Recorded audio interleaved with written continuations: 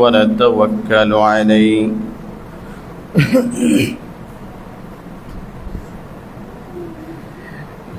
ونعوذ بالله من شرور أنفسنا ومن سيئات أعمالنا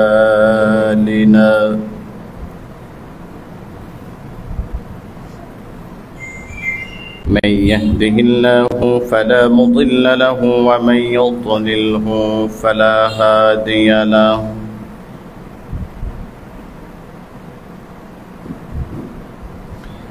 ونشهد أن لا إله إلا الله وحده لا شريك له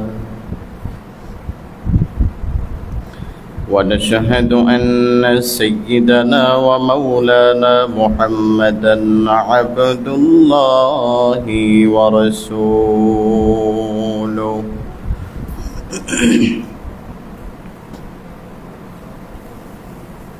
الذي أرسله الله تعالى بالحق بشيرا ونذيرا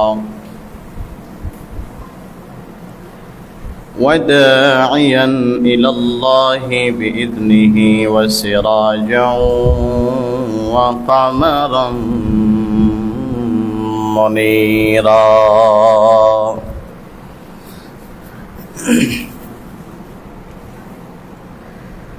أما بعد فأعوذ بالله من الشيطان الرجيم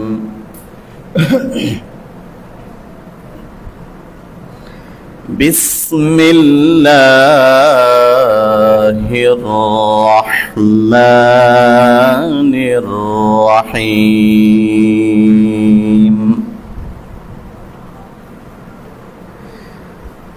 وعباد الرحمن الذين يمشون على الأرض هونا وإذا خاطبهم الجاهلون قالوا سلاما صدق الله العظيم وصدق رسوله النبي الكريم ونحن على ذلك لمن الشاهدين والشاكرين والحمد لله رب العالمين درود شريف পড়ি সবাই اللهم صل على محمد وعلى آل محمد كما صليت على إبراهيم وعلى آل إبراهيم إنك حميد مجيد اللهم بارك على محمد وعلى آل محمد كما باركت على إبراهيم وعلى آل إبراهيم إنك حميد مجيد الحمد لله কি সমস্যা সমস্যা কোনো মুআজ্জাজ মুহতারাম প্রিয় মুসল্লিয়ানে কেরাম মহান রব্বুল আলামিন আল্লাহ সুবহানাহু ওয়া তাআলা দুনিয়ার ব্যস্ততা থেকে মুক্ত করে আমাদেরকে আল্লাহর ঘর মসজিদে নিয়ে এসেছেন এজন্য শুকরিয়া আদায় করি আলহামদুলিল্লাহ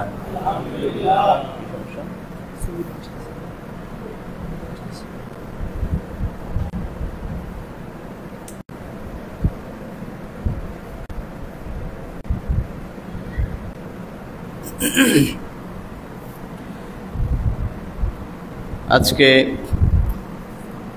পবিত্র জুমার দিন সবাই সবার ব্যস্ত পেছনে ফেলে আগেভাগেই দিনী কথা শোনার জন্য বলার জন্য আল্লাহ তাআলা সুযোগ করে দিয়েছেন। এজন্য আবারও সেই মহান রব আল্লাহ তাআলার দরবারে কালিমাতুশ শুকর আদায় করি আলহামদুলিল্লাহ। সম্মানিত মুসল্লিয়ানে কেরাম, আমরা আজকে আলোচনা করব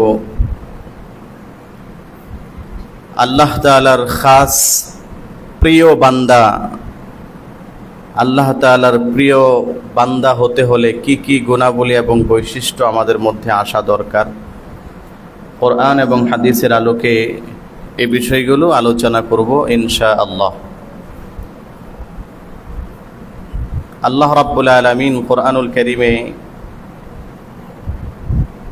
মানুষকে 3 ভাগে বিভক্ত করেছেন।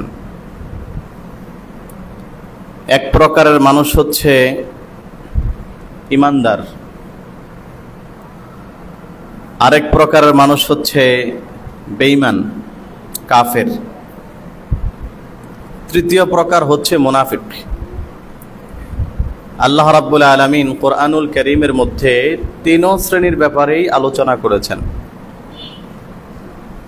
এবং সবচেয়ে মজার বিষয় হচ্ছে যে আল্লাহ তাআলা এই 3 শ্রেণীর নামে আলাদা আলাদা কোরআনে সূরা নাজিল করছেন। যেমন সূরা কাফেরদের নামে একটি সূরা কোরআনুল কারীমের মধ্যে আছে, স্বতন্ত্র কাফেরদের নামে সূরা, সূরা কাফিরুন। আবার ইমানদারদের নামেও কোরআনুল কারীমে স্বতন্ত্র একটা সূরা আছে, সূরাতুল মুমিনুন। আবার মুনাফিক যারা, তাদের নামেও কোরআনুল কারীমের মধ্যে স্বতন্ত্র একটি সূরা আছে, সূরা মুনাফিকুন। 3 শ্রেণীর ব্যাপারেই কোরআনে সূরা আছে, কাফেরদের নামেও আছে, ইমানদারদের নামেও আছে, মুনাফিকদের নামেও আছে। মাঝখানে সূরা ফুরকান একটি সূরা আছে কোরআনে। সূরাতুল ফুরকানের শেষের দিকে আল্লাহ রাব্বুল আলামিন আল্লাহর প্রিয় বান্দা যারা আল্লাহ তাআলার কাছে মাহবুব, আল্লাহর কাছে প্রিয়, ওই সমস্ত ব্যক্তি সম্পর্কে কিছু আলোচনা করেছেন। এবং আল্লাহর প্রিয় বান্দা যারা, তাদের গুণাগুণ কি, তাদের বৈশিষ্ট্যগুলো কি কি, এগুলো আলোচনা করেছেন। এবং তাদের পরিচয়টা আল্লাহ তাআলা কোরআনে এভাবে তুলে ধরছেন। আল্লাহ রাব্বুল আলামিন বলেন, ওয়া ইবাদুর রহমান, রহমানের গোলাম, রহমানের বান্দা। এখানে আল্লাহ তাআলা যে শব্দটা ব্যবহার করেছেন ইবাদুন, আব্দুন থেকে। আব্দুন শব্দের অর্থ হলো দাস, গোলাম। আল্লাহ বলেন ইবাদুর রহমান, যারা রহমানের গোলাম, আল্লাহর গোলাম। এই কথা বলে আল্লাহ তাআলা তাদের গুণাগুণ এবং বৈশিষ্ট্যগুলো আলোচনা করতে শুরু করেছেন। আমরা সবাই জীবনে সফলতা অর্জন করতে চাই, দুনিয়ার সফলতা, পরকালীন সফলতা আমরা সকলেই চাই। পরকালীন সফলতা যদি আমরা অর্জন করতে চাই, তাহলে আমাদের সবাইকে আল্লাহ তাআলার গোলাম হতে হবে। আল্লাহ তাআলার বান্দা হওয়ার মধ্যেই আমাদের জীবনের সার্থকতা। কারণ হচ্ছে কোরআনের বিভিন্ন জায়গায় আল্লাহ তাআলা আল্লাহর প্রিয় হাবিব মুহাম্মদুর রাসূলুল্লাহ, সবাই পড়েন সাল্লাল্লাহু আলাইহি ওয়াসাল্লাম, নবীজি সাল্লাল্লাহু আলাইহি ওয়াসাল্লামকে আল্লাহ তাআলা আল্লাহর বান্দা বলে আখ্যায়িত করছেন। যেমন আল্লাহ তাআলা কোরআনুল কারীমের মধ্যে বলেন, ক্বালাল্লাহু তাআলা সুবহানাল্লাযী আসরা বি'আবদিহি লাইলাম মিনাল মাসজিদিল হারামি ইলাল মাসজিদিল আকসা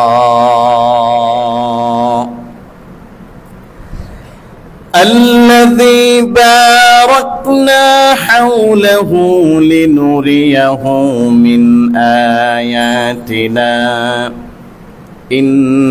إنه هو السميع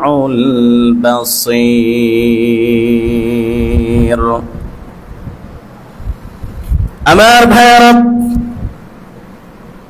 আল্লাহ রাব্বুল আলামিন কুরআনুল কারীমের মধ্যে বলেন, মেরাজ সংক্রান্ত আলোচনা করতে গিয়ে আল্লাহ রাব্বুল আলামিন বলেন, সমস্ত প্রশংসা এবং পবিত্রতা সেই মহান সত্তার জন্য যিনি তার গোলাম, তার বান্দা মুহাম্মদ সাল্লাল্লাহু আলাইহি ওয়াসাল্লামকে রাতের কিছু অংশে মসজিদে হারাম থেকে মসজিদে আকসা পর্যন্ত ভ্রমণ করিয়েছেন। বলেন সুবহানাল্লাহ।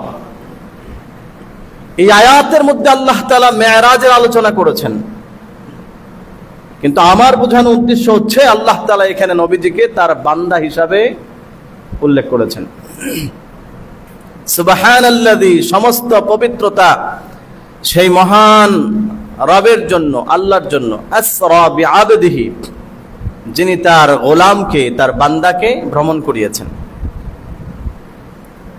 তার মানে আয়াত থেকে বোঝা গেল বান্দা হতে পারাটা অনেক সৌভাগ্যের বিষয়। আল্লাহর প্রিয় বান্দা হতে পারাটা জীবনের অনেক বড় সফলতা। কোরআনের আরেক জায়গায় আল্লাহ রাব্বুল আলামিন নবীজিকে তার গোলাম হিসাবে, বান্দা হিসাবে উল্লেখ করেছেন। সূরাতুল বাকারায় আল্লাহ রাব্বুল আলামিন বলেন, ওয়া ইন কুনতুম ফি রাইবিম মিম্মা নাযালনা আলা আবদিনা ফাতু বিসূরাতিন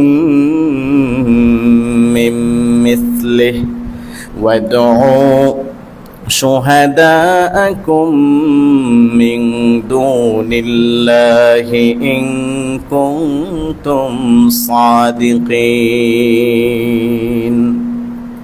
আল্লাহ রাব্বুল আলামিন বলেন, ও মক্কার কাফেররা, আমি আমার বান্দার উপরে, তার মানে মুহাম্মদুর রাসূলুল্লাহ সাল্লাল্লাহু আলাইহি ওয়াসাল্লামের উপরে যেই জিনিস অবতীর্ণ করেছি, মানে কোরআনুল কারীম, এই কোরআনের ব্যাপারে তোমাদের যদি কোনো সমস্যা থাকে, সন্দেহ থাকে, ফাতু বিসূরাতিম মিন মিসলি, তাহলে তোমরা যদি সক্ষম হও আমার কোরআনের মতো পারলে একটি সূরা তোমরা বানিয়ে দেখাও। এই কথা আল্লাহ রাব্বুল আলামিন এখানে উল্লেখ করেছেন। এই আয়াতের মধ্যে আল্লাহ তাআলা নবীজিকে তার বান্দা হিসেবে উল্লেখ করেছেন। কারণ হচ্ছে বান্দা হতে পারাটা জীবনের সফলতা। কোন মানুষ যদি আল্লাহর প্রিয় বান্দা হতে না পারে, তাহলে তার জন্য জান্নাতে যাওয়া অসম্ভব, সে কখনোই জান্নাতে যেতে পারবে না। কারণ কোরআনুল কারীমের মধ্যে আল্লাহ রাব্বুল আলামিন আরেক জায়গার মধ্যে আলোচনা করেছেন, একজন মানুষের যখন মৃত্যুর সময় হয়ে যায়, মুমূর্ষ অবস্থায় যখন সেই লোকটা থাকে, আল্লাহর পক্ষ থেকে সে যদি ভালো মানুষ হয়ে থাকে, জান্নাতের বিশাল বড় একটা ফেরেশতার দল আসে। আসার পরে ওই লোকটাকে জান্নাতের সুসংবাদ দেয়, জান্নাতের নাজ নিয়ামত গুলো তার সামনে তুলে ধরে। জান্নাতের নাজ নিয়ামত গুলো তার সামনে তুলে ধরার পরে তিনি ডাক দিয়ে বলেন, ইয়া আইয়াতুহান নাফসুল মুতমাইন্না। ফেরেশতা তখন ডাক দেয়, হে পরিতৃপ্ত আত্মা, ইরজিই ইলা রাব্বিক, তুমি তোমার রবের দিকে ফিরে আসো। রাদিয়াতাম মারদিয়া, তোমার রব আল্লাহ তাআলা তোমার উপর সন্তুষ্ট। এইভাবে একজন নেককার মানুষকে মৃত্যুর আগে রোগটা বের করার জন্য ডাক দেয়, এবং তাকে যেই ঘোষণাটা দেওয়া হয় মৃত্যুর সময়, সেই ঘোষণাটা হচ্ছে পরের আয়াত, ফাদখুলি ফি ইবাদি ওয়াদখুলি জান্নাতি। বান্দারে, আমার খাস নৈকট্য প্রাপ্ত প্রিয় বান্দা যারা আছে তাদের দলভুক্ত হয়ে যাও। ফাদখুলি জান্নাতি, এবং আমি আল্লাহর জান্নাতের মেহমান হয়ে যাও। বলেন সুবহানাল্লাহ। এই আয়াত থেকেও স্পষ্ট এই কথা আমাদের সামনে প্রমাণিত হয়ে গেল যে কেউ জান্নাতে যেতে চাইলে সে আল্লাহ তাআলার খাস বান্দা যারা, প্রিয় বান্দা যারা, তাদের দলের সদস্য হওয়া ছাড়া সে কখনোই জান্নাতে যেতে পারবে না। কি বলেন, আমরা সবাই জান্নাতে যেতে চাই কি চাই না? জোরে বলেন না, চাই কি চাই না? সবাই চাই। জান্নাতে যদি যেতে চাই তাহলে আল্লাহ তাআলার খাস বান্দা হতে হবে, আল্লাহর প্রিয় বান্দা হতে হবে। এখন আল্লাহর খাস বান্দা হবেন কিভাবে? কি কি গুণ এবং বৈশিষ্ট্য অর্জন করলে আল্লাহর খাস বান্দা হওয়া যাবে? আমরা তো নিজেরা নিজেদেরকে আল্লাহর প্রিয় বান্দা দাবি করি। যেই লোক নামাজ পড়ে না তাকেও যদি বলা হয় আপনার কি মনে হয়, আপনি কি আল্লাহ তাআলার প্রিয় বান্দা না? সেও বলবে হ্যাঁ, আমি তো অবশ্যই আল্লাহর প্রিয় বান্দা। কিন্তু আল্লাহ রাব্বুল আলামিন সূরাতুল ফুরকানে 12টি বিষয় আলোচনা করেছেন, 12টি বৈশিষ্ট্য, 12টি গুণাগুণ আলোচনা করেছেন। আল্লাহ বলেন এগুলো হচ্ছে আমার খাস বান্দাদের বৈশিষ্ট্য। বলেন সুবহানাল্লাহ। আল্লাহ রাব্বুল আলামিন বলেন ওয়াইবাদুর রাহমানিল্লাযীনা ইয়ামশুনা আলাল আরদি হাওনা وَإِذَا خَاطَبَهُمُ الْجَاهِلُونَ قَالُوا سَلَامًا। আমার ভাইরা গভীর মনোযোগ দিয়ে লক্ষ্য করে শুনুন। আল্লাহ রাব্বুল আলামিন বলেন ওয়াইবাদুর রহমান, যারা রহমানের গোলাম হবে, আমি আল্লাহর প্রিয় বান্দা যারা হবে, তাদের 1 নাম্বার বৈশিষ্ট্য ইয়ামশুনা আলাল আরদি হাওনা, তারা জমিনের মধ্যে নরম ভাবে, নম্র ভাবে, ভদ্র ভাবে চলাফেরা করে। বলেন সুবহানাল্লাহ। আল্লাহর প্রিয় বান্দাদের 1 নাম্বার গুণ হচ্ছে এটা, ইয়ামশুনা আলাল আরদি হাওনা, তারা জমিনে ভদ্রভাবে, নম্রভাবে, শান্তভাবে চলাফেরা করে। এই ঘোষণা দিয়েছেন কে? আপনারা কি দিনের বেলা ঘুমিয়ে গেছেন নাকি? জোরে বলেন কে? রহমানের বান্দাদের 1 নাম্বার বৈশিষ্ট্য হচ্ছে এটা। ইয়ামশুনা আলাল আরদি হাওনা। হাউনুন শব্দের অর্থ হচ্ছে স্থিরতা, বিনয়, গাম্ভীর্যের সাথে চলাফেরা করা। মাশায়ামশি অর্থ চলাফেরা করা। আল্লাহ বলে ইয়ামশুনা, তারা জমিনের মধ্যে চলে, হাওনা গাম্ভীর্য ভাবে, বিনয় ভাবে, নরম ভাবে তারা চলে। তাফসীর ইবনে কাসিরের মধ্যে মুসান্নিফ রাহিমাহুল্লাহ লিখেছেন এই অংশের ব্যাখ্যায় যে রহমানের বান্দা যারা, তারা জমিনের মধ্যে বিনয়ের সাথে চলে। এটার অর্থ কি? আইয়ামশুনা বিসাকিনাতিন ওয়া ওয়াকারিন মিন গায়রি জাবরিয়াতিন ওয়ালা ইস্তিকবারিন, অর্থাৎ যারা জমিনের মধ্যে চলে বিসাকিনাতিন, একেবারে ধীরস্থির ভাবে, ওয়া ওয়াকারিন গাম্ভীর্যতার সাথে, মিন গায়রি জাবরিয়াতিন ওয়ালা ইস্তিকবারিন, কোন রকম অহংকার এবং অহমিকা ছাড়া, অহংকার এবং অহমিকা ছাড়া যারা জমিনের মধ্যে চলাফেরা করে, আল্লাহ রাব্বুল আলামিন বলেন আমি ঘোষণা দিচ্ছি তারা হচ্ছে আমি আল্লাহ তাআলার নৈকট্যপ্রাপ্ত এবং খাস বান্দাদের অন্তর্ভুক্ত। বলেন সুবহানাল্লাহ। আমার ভাইয়েরা, আল্লাহ রাব্বুল আলামিন তার বান্দাদেরকে জমিনের মধ্যে বিনয়ের সাথে চলার জন্য আদেশ করেছেন, আমাদের সবাইকে। তবে বিনয়ের সাথে চলার অর্থ এই নয় যে আপনি অসুস্থ মানুষের মতো চলবেন। তাফসীরের মধ্যে আছে সাইয়্যিদুনা ওমর ইবনুল খাত্তাব রাদিয়াল্লাহু তাআলা আনহু, তিনি একবার লক্ষ্য করলেন একজন যুবক অসুস্থ মানুষের মতো আস্তে আস্তে হেঁটে হেঁটে যাচ্ছেন। দেখার পরে তিনি সেই যুবকটাকে ডাকলেন।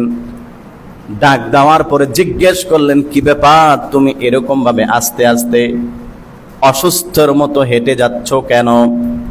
এই কথা বলার পরে ওমর রাদিয়াল্লাহু তাআলা আনহু তাকে লাঠি দিয়ে বেত্রাঘাত করলেন এবং বললেন এখন থেকে জোরে জোরে তুমি হাঁটবে। বলেন সুবহানাল্লাহ।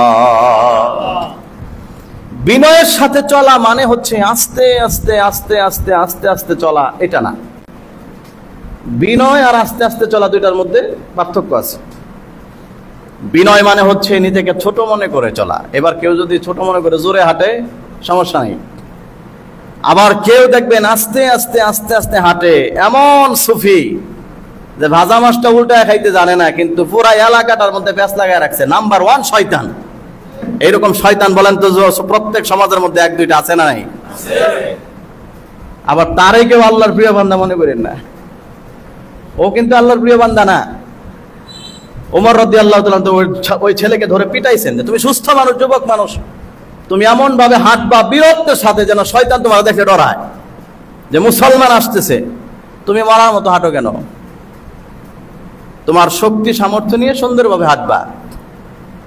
এই সুন্দরভাবে হাঁটা, জোরে হাঁটা, এটাকে অহংকার বলে না, এটা হলো তোমার শক্তির বহিঃপ্রকাশ, এটা জায়েজ। আর অহংকার হচ্ছে নিজেকে দম্ভের সাথে বড় মনে করে চলা, আরেকজনকে ছোট মনে করা, এটা হলো অহংকার। আল্লাহ বলেন, আমি রহমানের গোলাম যারা ইয়ামশুনা আলাল আরদি হাউনা, তারা জমিনের মধ্যে নিচু হয়ে চলে, নমনীয় ভাবে চলে। আর মানে হচ্ছে নিজেকে কখনো আরেকজনের চাইতে শ্রেষ্ঠ মনে করে না, নিজেকে কখনো আরেকজনের চাইতে দামি মনে করে না, বরং মনে করে যে পৃথিবীতে আমি সবচাইতে অপদার্থ, পৃথিবীতে আমি সবচাইতে বড় গুনাহগার, পৃথিবীতে আমি সবচাইতে বড় নালায়েক। এই জন্য সে নিচু হিসাবে চলে, ছোট হয়ে চলে, মানুষের সাথে কখনো খারাপ আচরণ করে না, নরম হয়ে চলে, নরম স্বভাব। এটা সাইয়্যিদুনা আবু বকর সিদ্দিক রাদিয়াল্লাহু তাআলা আনহু এর স্বভাব। আমরা জুমার খুতবার মধ্যে প্রতি সপ্তাহে পড়ি, আরহামু উম্মতি বি উম্মতি আবু বকর। আল্লাহর রাসূল সাল্লাল্লাহু আলাইহি সাল্লাম বলেন, আমার উম্মতের মধ্যে সবচেয়ে রহম দিলওয়ালা, দয়া নরম দিলওয়ালা হচ্ছেন হযরত আবু বকর সিদ্দিক রাদিয়াল্লাহু তাআলা আনহু। বলেন সুবহানাল্লাহ। আবু বকর সিদ্দিক রাদিয়াল্লাহু তাআলা আনহু নরম দিলওয়ালা ছিলেন। এখন আমাদের সবার মনের মধ্যে একটা প্রশ্ন আসতে পারে যে যেহেতু রহমানের বান্দাদের বৈশিষ্ট্য হচ্ছে নরম ভাবে চলা, সুতরাং কখনো গরম হওয়া যাবে না, রাগ হওয়া যাবে না।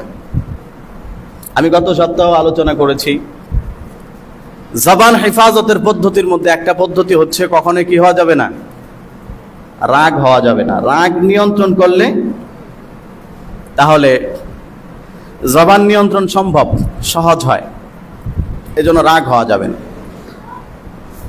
এখন অনেকে ভাববেন যে তাহলে মনে হয় কখনোই রাগ করা যাবে না।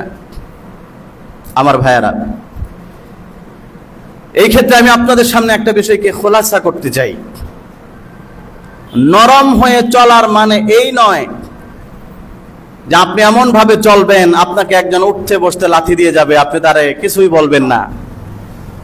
নরম হয়ে চলার অর্থ এটা না। আপনি কখনো রাগ হয়ে হবেন না, এটার মানে এই নয় যে আপনার সামনে আপনার ইসলামকে নিয়ে ছিনিমিনি খেলবে, আপনার সামনে আপনার দেশ নিয়ে ষড়যন্ত্র হবে, আপনার সামনে আপনার কোরআন নিয়ে কেউ অবমাননাকর বক্তব্য দিবে, আপনার সামনে কেউ আপনার নবী এবং রাসূলকে নিয়ে বাজে মন্তব্য করবে, আর আপনি বিজা সুফির মতো চুপ করে বসে থাকবেন। এটা নরম হওয়ার অর্থ নয়, বরং নরম হওয়ার অর্থ হচ্ছে স্বাভাবিকভাবে সবার সাথে ঠান্ডা মেজাজে সুন্দরভাবে রাগহীনভাবে চলতে হবে। কিন্তু কেউ যখন আমার কোরআনের বিরুদ্ধে আঙ্গুল তুলবে, ওর আঙ্গুলটাকে ভেঙে দেওয়ার জন্য প্রয়োজনে গরম হওয়া সুন্নাত। কেউ যদি আমার ইসলামের বিরুদ্ধে কথা বলে, তার বিরুদ্ধে গরম হওয়া আমার জন্য ফরজ। কেউ যখন আমার দেশ নিয়ে ষড়যন্ত্র করবে, ওর বিরুদ্ধে বজ্রকণ্ঠে আওয়াজ তোলা, প্রয়োজনে রাজপথের মধ্যে নেমে নিজের বুককে গুলিদের সামনে তাক করে দাঁড়িয়ে থাকা, গরম হয়ে যাওয়াটা ইমানি দায়িত্ব এবং ফরজ হয়ে যায়। কথা বলুন ঠিক কি? নরম হওয়ার মানে এই নয় যে আমার সামনে যা ইচ্ছা তাই করবে আর অন্যায় ভাবে আমি আপনি বরদাস্ত করব। এটাকে কখনোই রহমানের বান্দাদের বৈশিষ্ট্য বলে না। সবচাইতে নরম যিনি সাহাবী, আল্লাহ রসুলের উম্মতের মধ্যে সবচাইতে যিনি নরম, তিনি হচ্ছেন হযরত আবু বকর সিদ্দিক রাদিয়াল্লাহু তাআলা আনহু। আমার ভাইয়েরা, আবু বকর সিদ্দিক রাদিয়াল্লাহু তাআলা আনহুকে একদিন ওনার ছেলে বলছেন, বাবা, বদরের যুদ্ধের দিন আপনি যখন মুসলমানদের পক্ষ হয়ে কাফেরদের বিরুদ্ধে যুদ্ধ করতে আসছিলেন, আমি তখন মুসলমানদের বিপক্ষে কাফেরদের পক্ষ হয়ে যুদ্ধ করতে এসেছিলাম। সেই বদরের যুদ্ধের প্রান্তরে একটু পর পর আপনি আমার সামনে আসছেন। আমি বহুবার আপনাকে সুযোগ পেয়েছিলাম আঘাত করার জন্য, বহুবার আপনি আমার সামনে এসেছেন, আমার তরবারির সামনে এসেছেন, কিন্তু আপনি আমার বাবা, আপনি আমাকে জন্ম দিয়েছেন, আপনি আমার আব্বা লাগেন। এই কারণে আমি আপনাকে আঘাত করি নাই, এই কারণে আমি আপনাকে ছেড়ে দিয়েছি, কারণ আপনার সাথে আমার রক্তের সম্পর্ক। ওই নরম সাহাবী, যার চাইতে নরম এই উম্মতের মধ্যে আর কেউ নাই, ওনার চাইতে ভদ্র এবং নম্র মেজাজের এই উম্মতের মধ্যে আর কেউ নাই। সাইয়্যিদুনা আবু বকর সিদ্দিক রাদিয়াল্লাহু তাআলা আনহু, এই উম্মতের সর্বপ্রথম যিনি জান্নাতে যাবেন, নবীজির জবানে যিনি অসংখ্যবার জান্নাতের সুসংবাদ পেয়েছেন, সে আবু বকর সিদ্দিক রাদিয়াল্লাহু তাআলা আনহু। তখন তিনি জবাব দিচ্ছেন, হে আমার সন্তান, তুমি শোনো, আমি তোমার দরবারের সামনে এসেছিলাম বারবার, কিন্তু তুমি আমাকে বাবার পরিচয় ছেড়ে দিয়েছ। আল্লাহর কসম করে বলছি, একবারের জন্য যদি তুমি আমার সামনে পড়তা, আমি আবু বকর যদি তোমাকে আমার দরবারের সামনে দেখতাম এবং তুমি কাফেরদের বিপক্ষ হয়ে মুসলমানদের বিরুদ্ধে যুদ্ধ করতে এসেছো, সুতরাং তোমার সামনে আমার কোনো সম্পর্ক নাই, তোমার সাথে আমার সম্পর্ক একটাই, তুমি আল্লাহর কোরআনের বিরুদ্ধে, নবীর বিরুদ্ধে যুদ্ধ করতে আসছো, সুতরাং তুমি আমার জানের শত্রু। আমি বাবা তোমাকে সন্তানের পরিচয় ছেড়ে দিতাম না, বরং আমার তরবারি দিয়া, কূপ দিয়া তোমার শরীর থেকে তোমার মাথাটা আমি আমার নিজের হাতে আলাদা করে ফেলতাম। বলেন সুবহানাল্লাহ। নরম হয়ে চলার মানে এটা নয় যে কেউ আপনার বিরুদ্ধাচরণ করবে আপনি চোখ বুজে সহ্য করবেন। বিষয়টা বোঝানোর জন্য এই ঘটনাটা আপনাদের সামনে উপস্থাপন করা। আবু বকর সিদ্দিক রাদিয়াল্লাহু তাআলা আনহু বললেন, হে আমার কলিজার টুকরা সন্তান, তুমি আমার সন্তান আছো ভালো কথা, কিন্তু যখন ইসলামের বিপক্ষে, মুসলমানদের বিপক্ষে, কোরআনের বিপক্ষে, আল্লাহর নবীর বিপক্ষে অবস্থান নিয়ে তুমি আমার সামনে যদি পড়তা, তাহলে আমি আমার এই তরবারি দিয়ে তোমার কল্লাটাকে তোমার শরীর থেকে আলাদা করে দিতাম। এই ঘটনা থেকে এই কথা প্রমাণিত হয়, আমার ইসলামের বিরোধিতা যে করবে সে যদি আমার বাপও হয়, তারপরও পরিচয় হচ্ছে সে আমার শত্রু। কথা বলেন ঠিক কিনা? আমার নবীর বিরোধিতা যে করবে সে যদি আমার সন্তান হয়, তার সাথে আমার ব্যক্তিগত পরিচয় থাকতে পারে না। আমার কোন নেতাও যদি আমার ইসলামের বিপক্ষে কথা বলে, কোরআনের বিপক্ষে কথা বলে, তার সাথে আমার কোনো রাজনৈতিক পরিচয় থাকতে পারে না। পরিচয় একটা, নবীর শত্রু, ইসলামের শত্রু, দ্বীনের শত্রু, কোরআনের শত্রু, ও আমার জানের শত্রু, সে আমার নেতা হওয়ার যোগ্য না। কথা বলতে হবে মুসলমান, ঠিক না? পরিচয় একটাই, ইসলামের বিপক্ষে যার অবস্থান থাকবে সে আমার কিচ্ছু লাগে না, ও আমার শত্রু। কথা বলেন ঠিক না ঠিক? আল্লাহ রাব্বুল আলামিন এখানে বলেছেন, রহমানের বান্দাদের বৈশিষ্ট্য হচ্ছে তারা সব সময় নম্র হয়ে চলে। নম্র হয়ে চলে এটার মানে এই নয় যে আপনি কোনো অন্যায় দেখলে প্রতিবাদ করবেন না, মুখ বুজে সবকিছু চোখ বুজে সহ্য করবেন, এটা নম্র হওয়ার অর্থ নয়। বরং নম্র হওয়ার অর্থ হচ্ছে মানুষের সামনে ছোট হয়ে চলবেন, মানুষের সামনে নিচু হয়ে চলবেন, আল্লাহর সামনে নিচু হয়ে চলবেন, অহংকার প্রদর্শন করবেন না। কিন্তু আপনার সামনে যদি কোনো অপরাধ সংগঠিত হয়, সেটার বিরুদ্ধে আপনাকে বজ্রকণ্ঠে আওয়াজ তুলতে হবে। কথা বলুন ঠিক না ঠিক? আপনাকে চুপ থাকা যাবে না।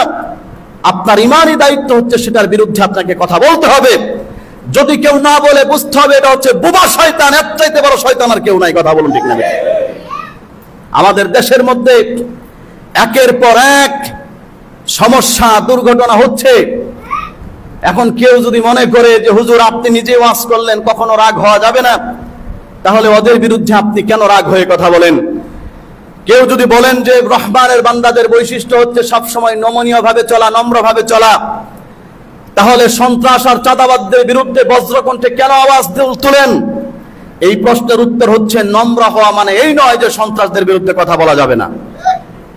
নম্র হওয়ার মানে এই নয় যে দেশের চাঁদাবাদদের বিরুদ্ধে কথা বলা যাবে না। নম্র হওয়ার মানে হচ্ছে আমার হিকমতের সাথে, আমার ইসলামের জন্য, আমার দেশের জন্য আমাকে আমার নিজের জীবন বাজি রেখে হলেও কথা বলতেই হবে, এটা আমার জন্য ফরজ দায়িত্ব। কথা বলুন ঠিক না বেঠিক? আপনারা দেখেছেন আমাদের দেশে কি পরিমাণ অসামাজিক কার্যক্রম এবং দেশটাকে কি পরিমাণ অস্বস্তিশীল পরিবেশ তৈরি করা হয়েছে, যেটার বাস্তব রূপ আপনারা দেখেছেন। এই আমাদের মসজিদের পাশেই গতকালকেও একজন সাংবাদিককে এই দেশের কিছু কুখ্যাত চাঁদাবাজেরা, সন্ত্রাসীরা নৃশংসভাবে তাকে কুপিয়ে কুপিয়ে জনসম্মুখে, এমনকি পুলিশ বুথের সামনে তাকে হত্যা করেছে। ঠিক কিনা জোরে বলুন? দেখেন না সেই ঘটনা আপনারা গতকালকে? অত্যন্ত দুঃখজনক এবং লজ্জাজনক বিষয়। এই বিষয়গুলো নিয়ে আমাকে, আপনাকে, আমাদের সবাইকে মুখ খুলতে হবে, কারণ এটা হচ্ছে আমাদের ঈমান। কথা বলুন ঠিক কিনা? আজকে দেশের এই অবস্থা কেন? দেশের মধ্যে চাঁদাবাজরা এরকম মাথাচাড়া দিয়ে উঠেছে, সন্ত্রাসরা এভাবে মাথাচাড়া দিয়ে উঠেছে, একের পর এক নৃশংসভাবে মানুষকে হত্যা করছে, লাশের উপর দাঁড়িয়ে নৃত্য করছে। এগুলোর কারণ হচ্ছে আমাদের দেশের মধ্যে সঠিক পদ্ধতিতে যে বিচার হওয়া দরকার, সেই বিচার ব্যবস্থাপনা এদের দেশের মধ্যে নেই। দেশের মধ্যে বিচার ব্যবস্থাপনা এখন টাকার বিনিময়ে বেচা কিনা হয়। এই দেশের মধ্যে যদি কোরআনের ব্যবস্থাপনা থাকতো, অন্যায়ভাবে কেউ কাউকে হত্যা করলে তাকে যদি কেসাস স্বরূপ ঠিক ওইভাবেই হত্যা করা হতো, তাহলে এই দেশের মধ্যে কোনো চাঁদাবাজেরা দ্বিতীয়বার চাঁদাবাজি করার নামও মুখের মধ্যে নিত না। কথা বলুন ঠিক না বেঠিক? আমরা দেখেছি আমাদের এই দেশের মধ্যে এক মাসও হয় নাই, মিটফুডের সেই সুহাগ নামে এক ব্যবসায়ীকে পাথর দিয়ে এই দেশের কিছু কুখ্যাত সন্ত্রাস এবং চাঁদাবাজিরা যেভাবে হত্যা করেছে, এই দেশের বিচার ব্যবস্থা তাদের বিচার এখন পর্যন্ত করে নাই। স্পষ্ট প্রমাণ পাওয়ার পরেও যাদেরকে এইভাবে ছেড়ে দেওয়া হয়েছে, বিচার পর্যন্ত করা হয় নাই। ওই দিন যদি তাদেরকে মানুষের সামনে ক্রসফায়ার দিয়ে হত্যা করা হতো, আমাদের দেশে গাজীপুরে আজকে এইরকম নৃশংস দৃশ্য আজকে দেখা লাগতো না। কথা বলুন ঠিক না? এটার জন্য 100% দায়ী হচ্ছে এই রাষ্ট্রের বিচার ব্যবস্থা। কথা বলুন ঠিক কিনা? এবং এই লজ্জা হচ্ছে গাজীপুরের অথর্ব পুলিশ প্রশাসনের, তাদের সামনে একজন মানুষকে ধরে নিয়ে নৃশংসভাবে হত্যা করে দাঁড়িয়ে দাঁড়িয়ে যে প্রশাসন দেখে, ওই প্রশাসন অথর্ব। এই রকম প্রশাসন বাংলাদেশের মানুষ চায় না। জুড়ে বলতে হবে মুসলমান, ঠিক কিনা? একজন মানুষ যদি অপরাধী হয়ে থাকে, আইন আছে দেশে, আইন অনুযায়ী তার বিচার হবে। স্পষ্ট ভিডিওতে দেখা যাচ্ছে চাঁদাবাজির প্রতিবাদ করার কারণে যাকে হত্যা করা হয়েছে, তারই আরেক বন্ধুকে দুপুরের সময় ওই চাঁদাবাজরা ধরে নিয়ে যাচ্ছে, আর পুলিশ দাঁড়ায় দাঁড়ায় তামাশা দেখতেছে। ফেসবুকে দেখবেন এই ভিডিও ভাসতেছে, পুলিশের সামনেই তাকে ইট দিয়ে তার পায়ের মধ্যে আঘাত করা হচ্ছে, তার পা গুলোকে থেতলে দেওয়া হচ্ছে, পুলিশ চুপচাপ দাঁড়িয়ে আছে। এটা কি একটা দেশের মধ্যে হওয়া উচিত? আপনারা বলেন। অথচ এগুলোকে আমাদের দেশের কিছু মানুষ সমর্থন করতে চায়। আমাদেরকে মনে রাখতে হবে, আমরা মুসলমান, আমরা আল্লাহর গোলাম, আমরা নরম থাকি, নরম ব্যবহার করি, নম্রভাবে চলি। তার মানে এই নয় দেশের মধ্যে যখন কোনো অস্বস্তিশীল পরিবেশ কায়েম হবে, দেশ নিয়ে কেউ ষড়যন্ত্র করবে, রাষ্ট্র নিয়ে কেউ ষড়যন্ত্র করবে, খোদার কসম এই দেশের কোন মুসলমান চুপ থাকবে না যতক্ষণ পর্যন্ত শরীরের মধ্যে এক ফোঁটা রক্ত থাকবে। বজ্রকণ্ঠে আগুনের মতো জ্বলে উঠবই উঠবো। কথা বলুন ঠিক কিনা? আমরা কেউ চুপ থাকবো না, এটা আমার ইমানি দায়িত্ব। তার বিরুদ্ধে আমাকে আপনাকে কথা বলতেই হবে। যদি কেউ না বলে, বুঝতে হবে সে মুসলমানের কাতার থেকে বের হয়ে গেছে, মুনাফিকের কাতারে চলে গিয়েছে। কথা বলুন ঠিক না? আজকে এই সমস্যাগুলো একের পর এক সমাজের মধ্যে হচ্ছে। কত বড় নৃশংস অবস্থা! মানুষের জীবনের নিরাপত্তা আজকে কোথায়? আমরা রাজনীতি করি না, রাজনীতি করতেও চাই না। আমাদের যেটা চাওয়া দেশের সরকারের কাছে, আমরা আমাদের জান এবং মালের নিরাপত্তা চাই। আজকে মানুষ তার ঘরের মধ্যে পর্যন্ত নিরাপদ না। এই দেশের মধ্যে এরকম বহু ঘটনা ঘটেছে, ঘরের মধ্যে গিয়ে তাদেরকে নৃশংসভাবে হত্যা করে এসেছে, খুন করে এসেছে, আজও পর্যন্ত বিচার হয়নি। আপনারা দেখেছেন সাগর রুনি হত্যাকাণ্ড, কত বছর হয়ে গেল? প্রায় 13-14 বছর, 13-14 বছর হয়ে গেছে। এখনো পর্যন্ত এই সাংবাদিকদেরকে যারা ঘরের মধ্যে হত্যা করেছিল, বাংলাদেশে 15 বছর পার হয়ে গেল, এখনো পর্যন্ত তাদের কোনো বিচার হয় নাই। গতকালকেও সত্য সংবাদ প্রকাশিত করার কারণে একজন, আমরা যতটুকু মিডিয়ার মাধ্যমে দেখেছি, চাঁদাবাজদের বিরুদ্ধে, ছিনতাইকারীদের বিরুদ্ধে, অবৈধভাবে যারা নাকি এই ফুটপাত দখল করে ব্যবসা করছে ওদের বিরুদ্ধে নিউজ করার কারণেই সেই সাংবাদিককে অ্যাটাক করে নৃশংসভাবে হত্যা করা হয়েছে। অথচ এই সত্য সংবাদ প্রকাশ করা একজন প্রত্যেকটা সাংবাদিকের ইমানি দায়িত্ব এবং ফরজ দায়িত্ব। মানুষের সামনে অন্যায়গুলো তুলে ধরা। আজকে সেই অন্যায় তুলে ধরতে গিয়ে যিনি নৃশংসভাবে হত্যা হয়েছেন, আমরা দোয়া করি আল্লাহ রাব্বুল আলামিন যখন তাকে শহীদের মর্যাদা দান করেন, বলেন আমিন। এবং তার পরিবার পরিজনকে যেন আল্লাহ তাআলা ধৈর্য ধারণ করার তৌফিক দান করেন। আজকে আমরা অনেকে মনে করতেছি ওই সাংবাদিককে মারছে তাতে আমার কি। আমার ভাইয়েরা, মনে রাখতে হবে, অপরাধ যদি একের পর এক সমাজের মধ্যে ছড়াইতে থাকে, অপরাধ যদি এখন থেকেই নির্মূল করা সম্ভব না হয়, অপরাধ যদি এখন থেকেই গোড়া থেকে শেষ করে দেওয়া সম্ভব না হয়, তাহলে সেই বিপদ বেশি দিন বাকি নাই। এটা আপনার উপরও আসতে পারে, আমার উপরও আসতে পারে। এই জন্য আমাদের সবাইকে সম্মিলিতভাবে, ঐক্যবদ্ধভাবে অপরাধীদের বিরুদ্ধে, চাঁদাবাজদের বিরুদ্ধে, সন্ত্রাসীদের বিরুদ্ধে অবস্থান জোরালোভাবে নিতে হবে। সবাই রাজি আছেন তো ইনশাআল্লাহ? দল মত নির্বিশেষে এখানে অনেক রাজনৈতিক দলের মানুষ আছেন, যে যে দল করেন আপনার ব্যক্তিগত ব্যাপার। মনে রাখতে হবে, আমরা যতটুকু জানি প্রত্যেকটা দলের যারা উপরের নেতাকর্মী আছেন তাদের সকলের বক্তব্য থাকে যে আমার দলের কোনো নেতা কর্মী অথবা দলের পরিচয় দিয়ে কেউ চাঁদাবাজি করবে, আমরা এটা বরদাস্ত করব না। কি বলেন? এই বক্তব্য তারা দেয় কি দেয় না? দেশের যতগুলো রাজনৈতিক দল আছে সবাই দেয়। সুতরাং এই বক্তব্য থেকে যেটা আমাদের বুঝে আসে স্বাভাবিকভাবে, যে আমাদের এই দেশের সবাই এই দেশ থেকে চাঁদাবাজদেরকে নির্মূল করতে চায়, আমাদের এই দেশ থেকে সবাই সন্ত্রাসীদেরকে নির্মূল করতে চায়। কিন্তু তারপরও কেন হয় না? তারপরে সেই চাঁদাবাজি কেন নির্মূল হয় না? বুঝতে হবে এটার নেপথ্যে যারা রয়েছে, এটার পিছনে যারা শেল্টার দিচ্ছে, ওই সমস্ত কুখ্যাত চাঁদাবাজ এবং সন্ত্রাসীদের গডফাদারদেরকেও জনসম্মুখে ক্রসফায়ার দিয়ে হত্যা করা হবে। অন্যথায় এই দেশ থেকে কখনো সন্ত্রাস চাঁদাবাজ নির্মূল হবে না। কথা বলেন ঠিক কিনা? আসলেই যদি দেশের জন্য সবাই কল্যাণ চান, আসলেই যদি দেশের জন্য সবাই চাঁদাবাজ মুক্তি চান, সন্ত্রাস মুক্তি চান, তাহলে দল মত নির্বিশেষে আমাদের সবাইকে এক প্ল্যাটফর্মে এসে চাঁদাবাজের বিরুদ্ধে কথা বলতে হবে। যতদিন বেঁচে থাকবো চাঁদাবাজের বিরুদ্ধে, সন্ত্রাসের বিরুদ্ধে, অন্যায়ের বিরুদ্ধে দুর্বার কণ্ঠে আন্দোলন এবং কণ্ঠে আওয়াজ আপনাদেরকে তুলে যেতেই হবে। এটা আপনাদের সকলের জন্য ইমানি দায়িত্ব, ফরজ দায়িত্ব। শুধুমাত্র নামাজ পড়েই আপনি আল্লাহ তাআলার কাছে মুক্তি পাবেন না। শুধুমাত্র নামাজ পড়ে রোজা রেখেই আল্লাহর কাছে মুক্তি পাবেন না। আপনার সামনে সমাজে একের পর এক অন্যায় হচ্ছে, আপনি যদি ইমানদার হয়ে থাকেন সেটার বিরুদ্ধে আপনাকে মুখ খুলতেই হবে, কথা বলতেই হবে। এটা আল্লাহ রাসূল শিখিয়েছেন। আমার ভাইয়েরা, নবীজি সাল্লাল্লাহু আলাইহি ওয়াসাল্লাম বলেন, মান রাআ মিনকুম মুনকারান ফালইয়ুগাইরহু বিয়াদিহি ফাইন লাম ইস্তাতি' ফাবিলিসানিহি ফাইন লাম ইস্তাতি' ফাবিকলবিহি ওয়াযালিকা আযআফুল ঈমান। আল্লাহর নবী বিশ্বনবী মুহাম্মদুর রাসূলুল্লাহ সাল্লাল্লাহু আলাইহি ওয়াসাল্লাম তিনি ঘোষণা করেছেন, হে আমার উম্মতেরা শোনো, তোমাদের মধ্য থেকে কেউ যখন কোনো অন্যায় কাজ সমাজের মধ্যে হতে দেখবে, ফালিয়ুগাইয়িরহু বিয়াদিহি, তুমি তোমার হাত দ্বারা সেটাকে ধরে বন্ধ করে দেবে। সমাজের মানুষ, আপনার যদি এতটুকু শক্তি এবং সামর্থ্য থাকে, তাহলে যারা অন্যায় করছে, অপরাধ যারা করছে, আপনি তাদের বিরুদ্ধে সরাসরি অভিযান নেমে আপনি তাদেরকে হাতে ধরে বন্ধ করে দিবেন। আর যদি কোনো কারণে আপনার সেতটুকু সামর্থ্য যদি না থাকে, ফাবিলিসানিহি, তাহলে দ্বিতীয় নাম্বার পদ্ধতি হচ্ছে আপনি আপনার জবান দিয়ে তাদের বিরুদ্ধাচারণ করবেন। আপনি আপনার জবান দিয়ে তাদের বিরুদ্ধে মানুষকে বোঝাবেন, আপনি আপনার জবান দিয়ে তাদের বিরুদ্ধে মানুষকে সোচ্চার করবেন। এটা হলো আপনার ঈমান।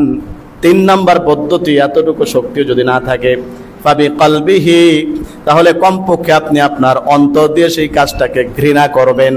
যারা এই সমস্ত কাজের সাথে জড়িত, আপনি তাদেরকে কোনো রকম সমর্থন দিবেন না। এই সমস্ত কাজের সাথে যারা জড়িত তাদেরকে আপনি কোনো রকম সাপোর্ট করবেন না। নবীজি বলেন ওয়াজালিকা আদআফুল ঈমান, এটাই হলো ঈমানের সর্বনিম্ন স্তর। এইটার নিচে যদি কারো অবস্থান থাকে, আল্লাহর নবী বলেন আমি ঘোষণা দিলাম ওই ব্যক্তিটার বেঈমান, তার মধ্যে কোনো ঈমান নাই।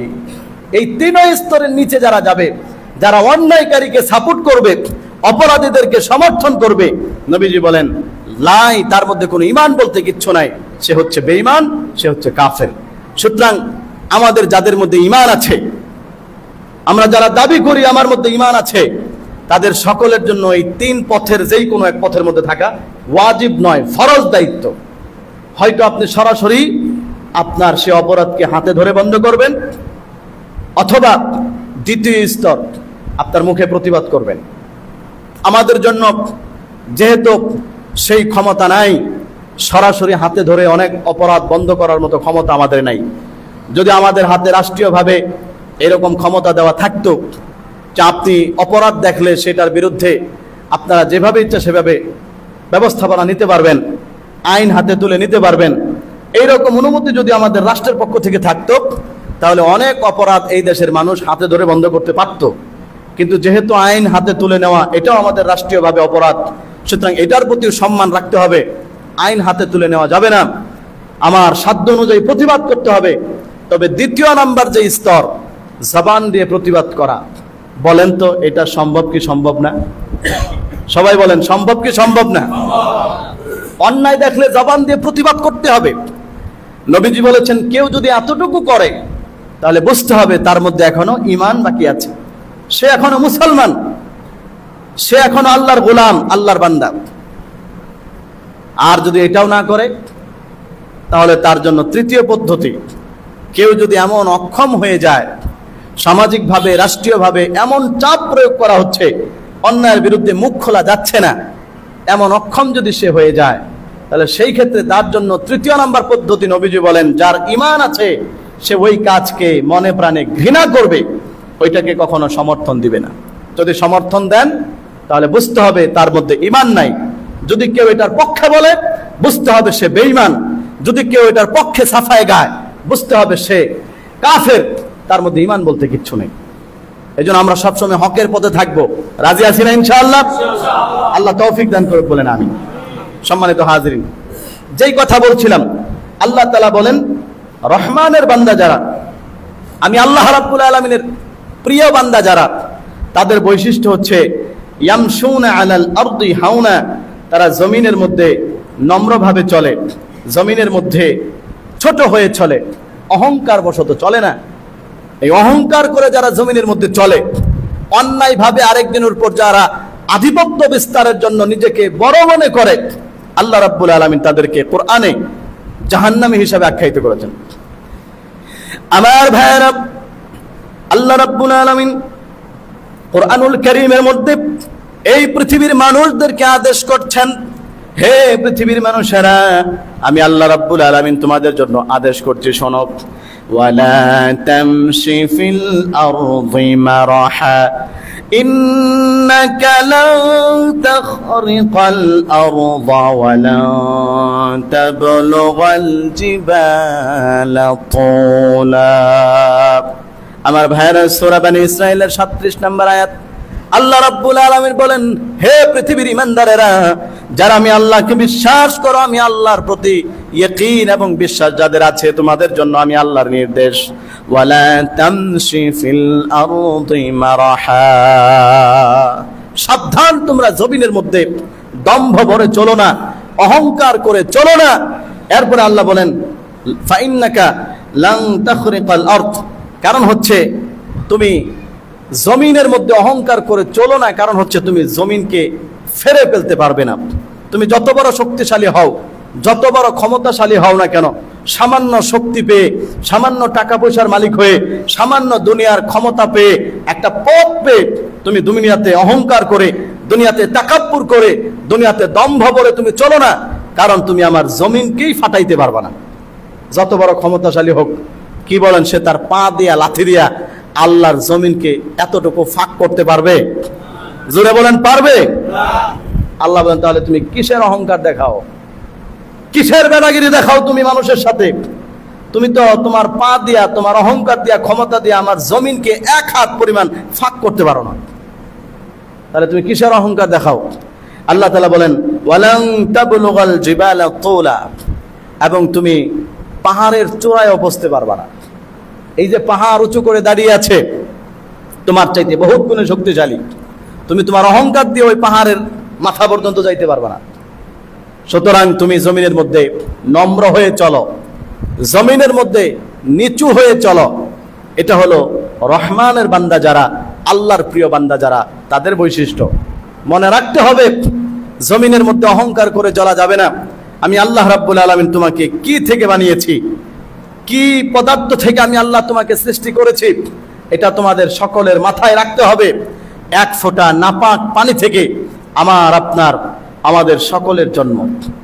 এমন একটা নাপাক পানি, যেই পানি কারো শরীরের মধ্যে লাগলে শরীর পর্যন্ত নাপাক হয়ে যায়, যেই পানি কারো কাপড়ের মধ্যে লাগলে কাপড় পর্যন্ত নাপাক হয়ে যায়। আল্লাহ রাব্বুল আলামিন কোরআনে বলেন, বান্দা আমি সেই নাপাক পানি থেকে তোমাকে সৃষ্টি করেছি। সুতরাং দুনিয়াতে চলার সময় নিচু হয়ে চইল, এত ভাবসাব নিয়ে চইল না। সৃষ্টির দিকে খেয়াল করো যে তোমাকে এমন নিকৃষ্ট পানি থেকে তৈরি করেছি, যেই পানিটা প্রস্রাবের চাইতে আরো নিকৃষ্ট। প্রস্রাব গায়ের মধ্যে লাগলে ধৈলি হয়ে যায়। প্রস্রাব করলে মানুষ ইস্তেঞ্জা করার পরে ঢিলাগুলো যদি নাও ব্যবহার করে, তারপরেও সে পবিত্র। ঢিলাগুলো ব্যবহার না করলে, প্রস্রাবের ছিটা বের হলে কাপড়ে লাগলে কাপড়টা নাপাক হবে। কিন্তু যেই পানি থেকে আল্লাহ তাআলা এই পৃথিবীর মানুষদেরকে তৈরি করেছেন, সেটা যদি শরীর থেকে নির্গত হয়, সেটা যদি শরীর থেকে বের হয়, গোসল ছাড়া পবিত্র হওয়ার কোনো পদ্ধতি নেই। আল্লাহ বলেন তখন তার জন্য গোসল ফরজ হয়ে যায়। সুতরাং তুমি কিসের বেটাগিরি দেখাও? আজকে যারা সমাজের মধ্যে এই সমস্যাগুলো করতেছেন, সন্ত্রাসী, চাঁদাবাজি, আধিপত্য বিস্তার নিয়ে একজন আরেকজনের উপর হামলা, একজন আরেকজনকে মিথ্যা হামলা দিয়ে, মামলা দিয়ে পেরেশানি করা, এগুলো কেন করে? খোঁজ নিয়ে দেখবেন সবগুলোর গোড়া এক জায়গায়।